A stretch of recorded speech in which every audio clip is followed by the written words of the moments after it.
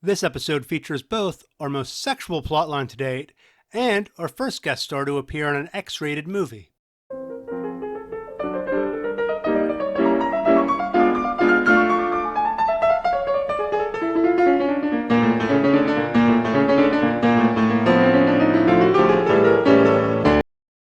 Hello, and welcome to episode 7 of Frasier Fridays, where all the salads are tossed and all the eggs are scrambled. Today, we're looking at episode 7 of Frasier, entitled Call Me Irresponsible. As I mentioned in the last episode, this was actually episode 6 in production, giving it production code number 106. I didn't think this would be a big deal, but there were actually a few minor script points that made it clear this episode takes place before last week's episode. The first, Frasier asks Niles when he got his new car, despite seeing him drive it in the previous episode. And the second is Frasier says the date is October 21st, which is the day the prior episode aired, and the day this one would have aired had they been aired in production order. Speaking of air dates, Call Me Irresponsible originally aired on October 28th, 1993. Despite having a subplot involving Christmas, this episode aired just before Halloween. It attracted 27 million viewers, a huge jump over last week's paltry 22.4 million, and our first increase in viewership of the show, coming in just 100,000 viewers less than the second episode. This is a really good rating for the show, and given this is the same writing team that gave us the third episode, Dinner at 8, which was my favorite one of the show at that point, I'm going to go out on a limb and say the writing team did have something to do with the ratings. When we compare the ratings to Seinfeld, we see Seinfeld went up again after taking last week off. This season of Seinfeld will have 2 fewer episodes than Frasier. I'm not really sure what the best way to keep the comparison charts going is for the weeks where one show is off but the other isn't. So for now, I'm just going to plug in the prior week's ratings, giving whatever show was off a flat rating for that week. My preference would be to make a chart with a blank spot there, but when I do that, the line graph ends up looking like this, which isn't helpful to anyone. Moving on, this was another James Burrows directed episode, and going into the sex scene later, we get to see some of his mastery at work. The writers for this episode were Chuck Randberg and Ann Flett.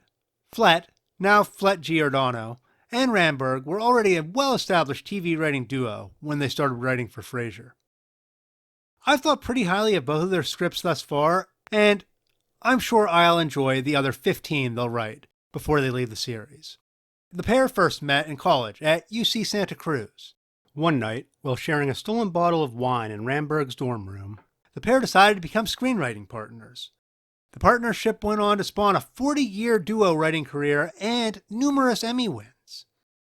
The first major job the duo had together was as secretaries for Lumiere Television on the MGM shooting lot. There, they worked on both Dallas and its spin-off Knots Landing. Since Knots Landing actress Kathleen Newen guest starred in the 5th episode, I can't help but wonder if it's that history that brought her to the show. From there, the pair went on to network and met all kinds of celebrities. Eventually, they were noticed by producer Bob Ellison, who was a writer for The Mary Tyler Moore Show. Ellison saw potential in them and had them write a spec script. A spec script is a specialized version of a script that focuses primarily on showcasing the writing and has limited stage and production direction. It was for the 1984 show Kate and Allie, which ran for 6 seasons and detailed the misadventures of 2 divorced mothers who shared an apartment. The spec script was liked so much that the writing pair was soon brought on as regular writers for the show, where they remained for the last 4 seasons. From there, they went on to write episodes for a number of short-lived sitcoms, including Baby Talk, Encore, Encore, and It's All Relative, before finding success with the Betty White and Jane Levy's, aka Daphne, sitcom Hot in Cleveland. After the run on Hot in Cleveland ended, Randberg dropped out of the Hollywood scene and Flett, now Flett Giordano, continued writing on her own, crafting 53 episodes of the Allison Janney and a Ferris comedy Mom. She is currently working on an animated kids show called Adventures in Wonder Park. It looks like I was right about the production schedule messing up the intro animations. We finished the grouping of 3 intros started in episode 4 here, with the lights coming on all over the city. Since we had the nothing happening intro for episode 107, I have no idea what to expect from next week's title sequence. Like last week's episode, this week starts in the radio station with the guest caller and instigates our A-plot. And hey, we get another episode with a B-plot, so that's exciting. We actually have two guest callers this episode. The first is none other than Eddie Van Halen of the rock band Van Halen. Sammy Hagar, eat your heart out. Rock stars showing up for guest spots on television shows isn't an unheard of thing.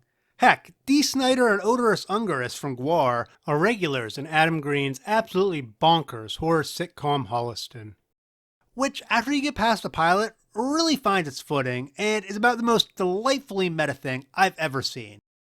Hot take on Adam Green, after watching Holliston, I think he would have been the perfect choice to write and direct Marvel's She-Hulk. The man has a great grasp on meta humor. Anyways, Mr. Van Halen doesn't have near the acting credits as Dee Snider, but he did do a couple other guest spots. One is a short-lived show Cafe American, where he played a street musician, and the other is an episode of 2.5 Men, where he played himself, naturally. Our second guest caller, and someone who is pivotal to the plot in this episode, is Bruno Kirby, playing a man named Marco, who isn't sure if he wants to stay with his current girlfriend. Kirby is best known as a character actor, and had several movie star roles during his career, beginning with a role in The Godfather Part 2, playing young Peter Clemenza.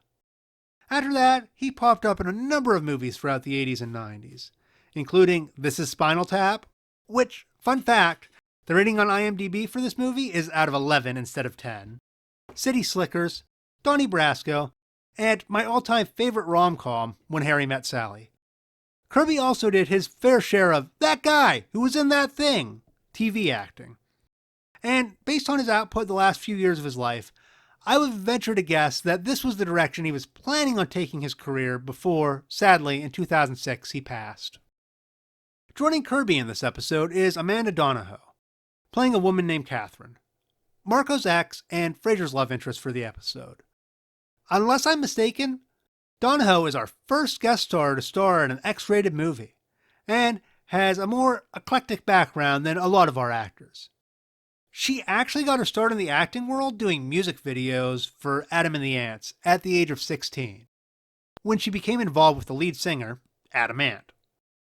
Following this, Donahoe landed roles in a number of made-for-TV movies and low-budget drama thrillers.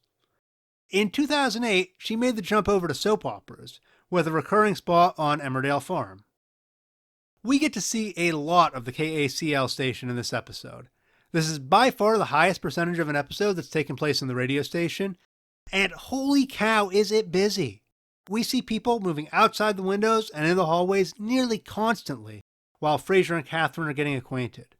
We also sort of get a new location in this episode, with a look at the studio outside of Frasier and Roz's workspace. Frasier and Catherine bond over both liking the yellow M&M the most. A quick science break here.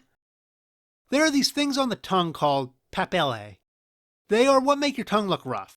The average person has between 15 and 30 papillae. There are people known as super tasters who have more than 30 papillae.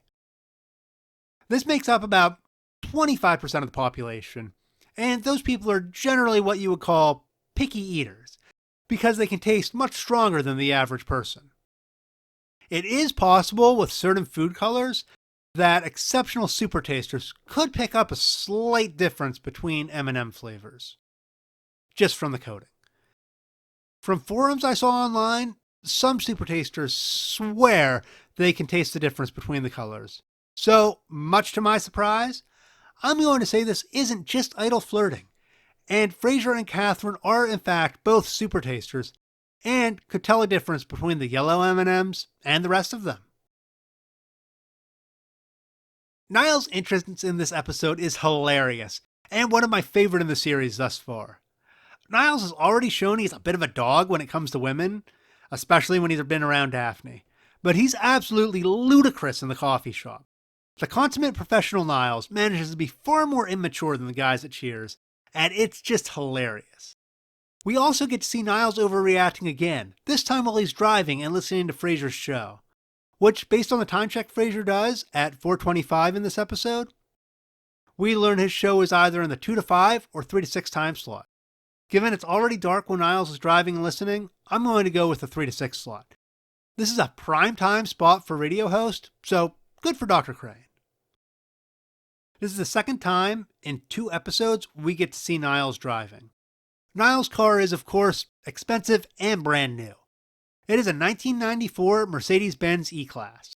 The base models for this car started at $42,500, and the highest option ones went as high as $82,500.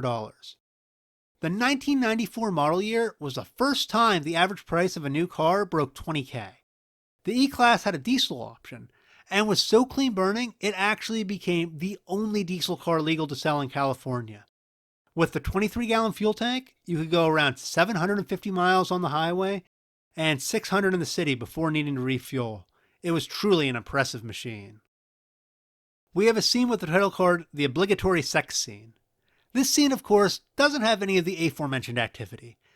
Outside of the implications with Niles and Daphne last week, this is by far the most sexually charged episode of the series we've seen thus far. Like Cheers, the scene is relatively tame by today's standards, and the naughtiest thing we see is Frasier's chest peeking out from his unbuttoned shirt.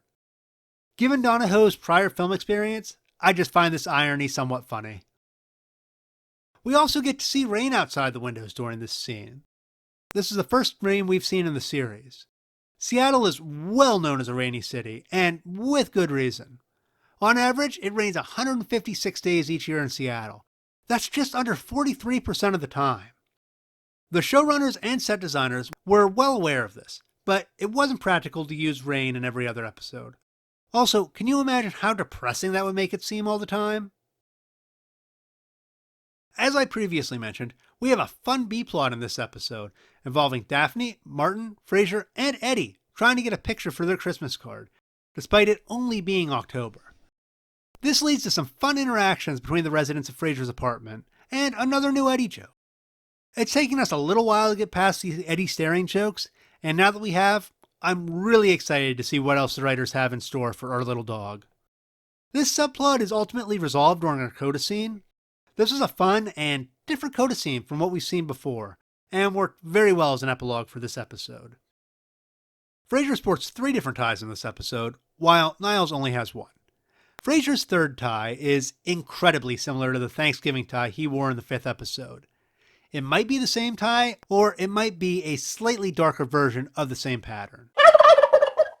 Frasier's second tie is also pretty similar to the one he wore in the pilot, although I think the one in the pilot had a few more lines to the pattern.